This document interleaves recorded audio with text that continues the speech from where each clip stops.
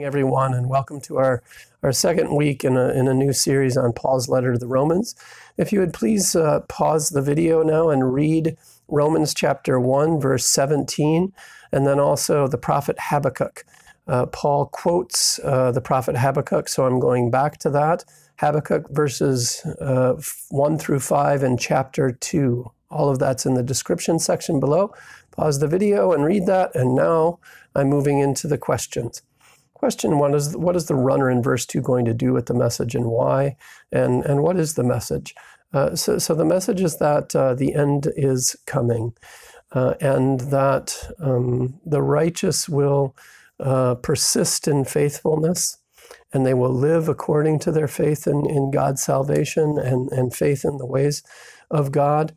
And the message is a warning to the proud and the arrogant. So the message is that there is a time of trial ahead for the people of God. The Chaldeans, the Babylonians, are threatening, and so the people need to prepare for a time of trial, and they need to be ready to persevere in faith and faithfulness. The runner's going to run with that message and make that message known, so that the people might repent and prepare. Question 3, what are the proud associated with here? The proud are associated with arrogance and wealth and treachery. And so pride is destructive when it becomes arrogance, when it becomes a source of self-righteousness, a source of condemning others who maybe struggle with morality and righteousness because of the way that they have been brought up or because of their circumstances in life. When we become condemnatory, then our own pride and self-exaltation becomes destructive. Not only for those we are condemning, but in our condemning others, in fact, that curse comes back to us. So we need to be very, very careful. Conversely, pride is a necessary gift for those condemned by the world, those who have not been nurtured in the ways of God, those who have not been affirmed over and over again by the love of God, those whose gifts inside them have not been lifted up time and again and developed. They're the ones who actually need to be gifted with pride.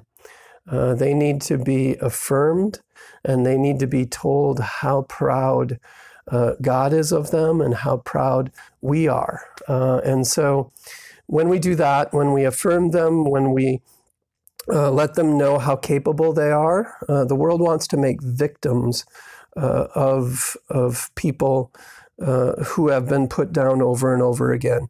And victimhood keeps people down. What instead we need to do is express compassion for the ways that the world has put people down, and then help people to remember how capable they are.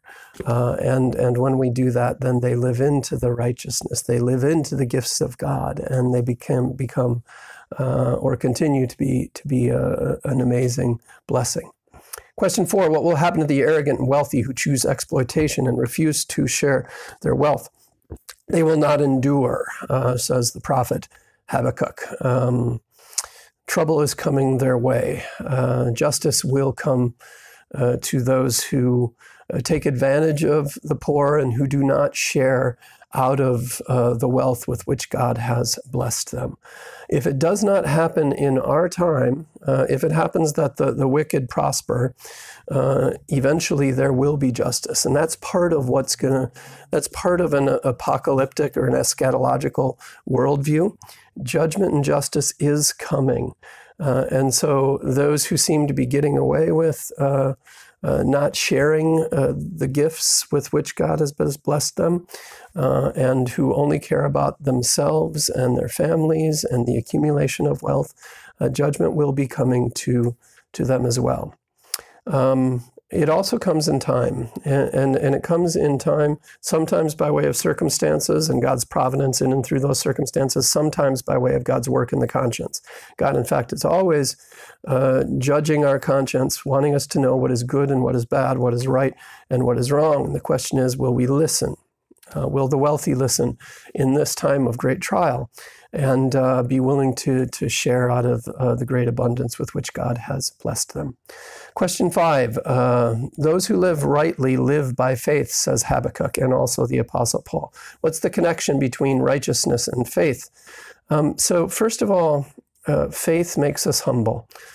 Faith helps us to know that whatever goodness we share with the world actually comes from God. It is the Spirit of God working in and through us. And so faith makes us humble. It teaches us that God is working in and through us, and that we need to be careful not to exalt ourselves and condemn others. The connection between faith and morality.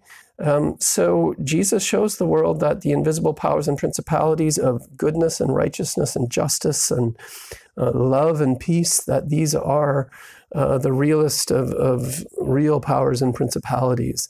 And so when we believe in these things, then we commit to these things and we live into these things. And so there's a very clear connection between living righteously and believing in the powers and principalities of heaven.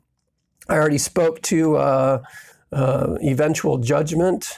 So when we believe in God and we believe in justice, we trust that justice and judgment is on the way, and that helps us to turn daily to the Lord, saying we're sorry for the things that we've done wrong, asking for the Spirit to transform us, and then rising up and living into kingdom life as citizens of the kingdom. We're patient. We don't seek revenge against those who have wronged us. We trust that God is going to bring his justice to those who have wronged us, and we're willing to forgive. Order, peace, hope, subsequent right living.